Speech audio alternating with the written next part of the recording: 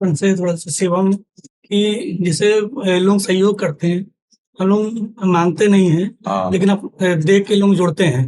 तो क्या लोगों का सहयोग लेना चाहिए, लेना चाहिए, पर लेकर के उसका दुरुपयोग नहीं करना चाहिए, सदुपयोग करो। हाँ, जैसे पागल हैं, बीमार हैं, असमर्थ हैं, उनके लिए भवन बनवाइए, अगर पैसा आ जाता है।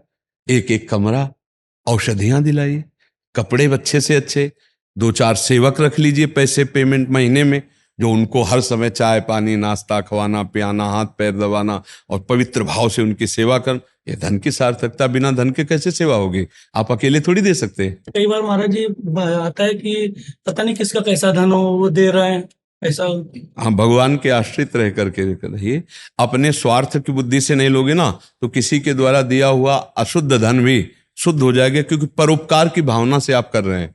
अगर वो अपने भोग के लिए ले तो आपका पतन कर देगा, लेकिन वो दूसरों के सुख के लिए दिया गया हुआ धन है, इसलिए आपकी शरीर सेवा बनी और अर्थ से उसकी सेवा कर दी, तो आपकी हानि तो होगी नहीं, आपका तो मंगल ही हो जाएगा। ये सोचने का विषय तब है जब आप बेईमानी करो कि 10 लाख रुपया आपको मिला और आपने 1,50,000 दिखा दिया वीडियो में और शेष आप खा गए, अब आपकी दुर्गति का काम कर देगा वो। महाराज जी थोड़ा-सा कि महाराज जी जैसे सेवा चल रही है और इस उद्देश्य से वीडियो बनाई जाती है कि और लोग प्रेरित हों। जैसे भोजन सेवा वहाँ पे चल रही है 5 रुपए में मरीजों के तीमारदारों के लिए। उनको गाँव से देहात से आके भर्ती होते हैं, तो थाली भोजन दिया जाता है। तो उसकी जो वीडियो पड़ रही थी, तो उसकी वजह से 2-3 से लोगों ने और सेवा शुरू कर दी। तो वीडियो जैसे ये दिखावे की श्रेणी में तो नहीं आता है कि नहीं, 2-3 लोगों ने अलग से सेवाएं खोल ली। हाँ, हमारा में हम कह रहे हैं 100 लोग और खोल लें, कोई परेशानी नहीं, पर बात यह है कि उसका अर्थ का प्रयोग अपने प्रयोग में ना आवे। महाराज जी पूरी सावधानी है। हाँ, तो बस फिर और कोई परेशानी नहीं। वीडियो बनाना गलत तो नहीं? नहीं नहीं, बिल्कुल गलत नहीं है, क्योंकि उससे 4 लोग प्रभावित होकर सहयोग करेंगे तो आपकी सेवा का और विस्तार होगा। आप जहां 100 लोगों की कर पाते हो, मान लो आपने 10 भवन बना दिए, तो आप 10 भवनों में और वृद्धजनों को रख सकते हैं, आप 10 जगह भोजन पवा सकते हैं, आप सैकड़ों लोगों की औषधि करा सकते हैं। भाई अकेले तो नहीं कर पाओगे ना, उसके लिए तो व्यवस्था अर्थ की चाहिए। तो वीडियो डालने से जो धनी मानी लोग हैं उनके हृदय में प्रेरणा होती है कि हम भी सहयोग करें, तो ले लेना चाहिए। में ये भाव रहे तो बहुत उत्तम और विशुद्ध भाव है। उसके पीछे ऐसा भाव भी कभी कभी दिखावा वाला भी आ जाता है, जैसे मतलब वो तो ऐसे करके बहुत यहाँ हानिकारक है कि आप असमर्थ असहाय के लिए आए हुए धन का प्रयोग करना। दिखावा तो धन के लिए ही होगा ना, ये गड़बड़ है।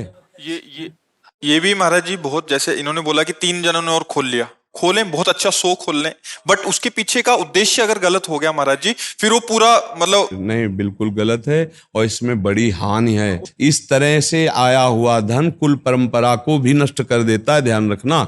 इस तरह से आया हुआ धन बहुत खतरनाक धन होता है। ऐसे दान पुण्य के धर्म को गृहस्थ जन प्रयोग ना करें, नहीं तो आपकी परंपरा में हानि आ जाएगी, पक्का समझना। धर्म क्षेत्र का, दान पुण्य का, अब जैसे आप भोजन बना रहे हो, सबको पवा रहे हो, तो आपका पाने का अधिकार है।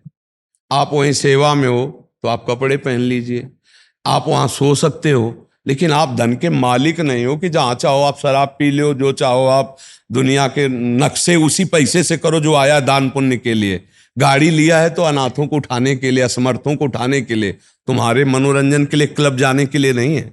अगर उद्दंडता की तो मिटिया मेट हो जाओगे, दान पुण्य का पैसा है। और महाराज जी उससे अहम पुष्ट हो कि मैं तो इतना कर रहा हूं, ये भी नष्ट कर देगा। तुम्हारे सौभाग्य के लिए भगवान ने सेवा दी है, तुम शरीर सेवा और बुद्धि सेवा अपनी लगाओ और अर्थ सेवा दूसरों की लगाओ, तो तुम्हारा कल्याण हो जाएगा, तुम्हारा मंगल और ऐसा नहीं, समाज में आदर की बुद्धि से देखा जाता है, ऐसे लोगों को बड़ा सम्मान भी मिलता है और ऐसे लोगों की लौकिक उन्नति भी होती है। जी जैसे जो आप कह रहे हैं कि आप अहंकार पुष्ट होता है, कई बार क्या होता है आदर की दृष्टि से तो देखा ही जाता है, तो कहीं जाने अनजाने अहंकार आ सकता है। नहीं, अहंकार कैसे आ सकता है भैया? अहंकार कैसे आ रहा? आपने हमें 100 रुपया दिया, हमने इनको 100 रुपया लगा दिया, तो हमारा तो सौभाग्य हुआ कि हमें इनको सेवा करने का अवसर मिला। पैसा तो आपका है, अहंकार मेरा क्या है? मुझे भगवान ने सद्बुद्धि दी है, मुझे जी बचा कैसे जाए कि कभी अनजाने में भी अहंकार। अध्यात्म, अध्यात्म विवेक के द्वारा हर विकार पर हम विजय प्राप्त कर सकते हैं।